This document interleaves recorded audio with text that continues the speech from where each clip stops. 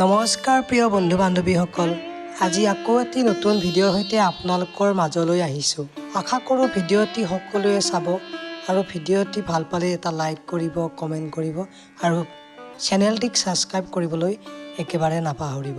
বন্ধু বান্ধৱীসকল, আমাৰ জীৱনত যেতিয়া কিছুমান মানুহৰ লগত মুখামুখি হ'বলগীয়া হয় বা কেতিয়াবা যিকোনো সমস্যাৰ লগত সন্মুখীন হ'বলগীয়া হয়, তেতিয়া মানুহ চিনি নোপোৱাৰ ফলত বহুতো তৰ্কাতৰ্কি বিতৰ্কৰ সৃষ্টি হ'ব পাৰে। সেয়েহে আপুনি মানুহ কেনেকৈ চিনিব তাৰ বিষয়ে অলপ বিতংভাৱে এই ভিডিঅ'টোত কোৱা হৈছে। আচলতে মূৰ্খ কাক কোৱা হয়, আপোনালোকে ভিডিঅ'টি শেষলৈকে চাব, তেতিয়াহে সকলোখিনি ভালকৈ গম পাব। মূৰ্খ কোন? যি মানুহে অধ্যয়ন নকৰাকৈ পণ্ডিতৰ দৰে অভিমান কৰে তেওঁ মূৰ্খ। যি মানুহে দৰিদ্ৰ হৈও ধনীৰ নিচিনা গৰ্বিত আচৰণ কৰে আৰু কুসংস্কাৰ কৰি ধনী হ'বলৈ চেষ্টা কৰে তেওঁ মূৰ্খ।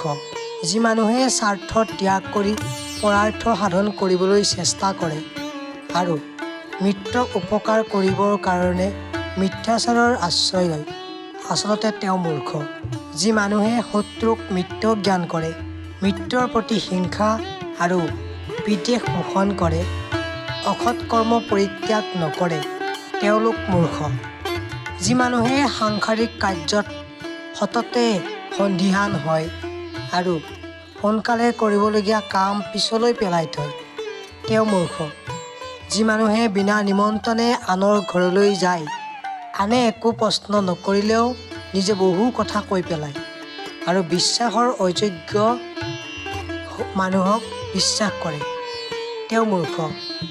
যি মানুহে নিজে দোষী হৈও আনকহে দোষাৰোপ কৰে আৰু অনুমাত্ৰ ক্ষমতাৱান নহৈও সততে ক্ৰোধ প্ৰকাশ কৰে, তেওঁলোক মূৰ্খ।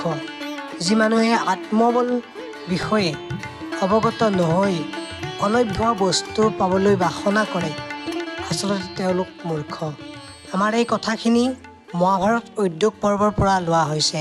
ধৃতৰাষ্ট্ৰৰ প্ৰতি বিদুৰৰ এনেকুৱা বক্তব্য আছিল, বন্ধুসকল, আমি মহাভাৰতৰ পৰা বহুতো কথা শিকিব পাৰোঁ আৰু এইখিনি কথা আমাৰ জীৱনত আটাইতকৈ জৰুৰী। এই সকলোৱে এইখিনি কথা জানি থোৱাটো দৰকাৰী। ধন্যবাদ।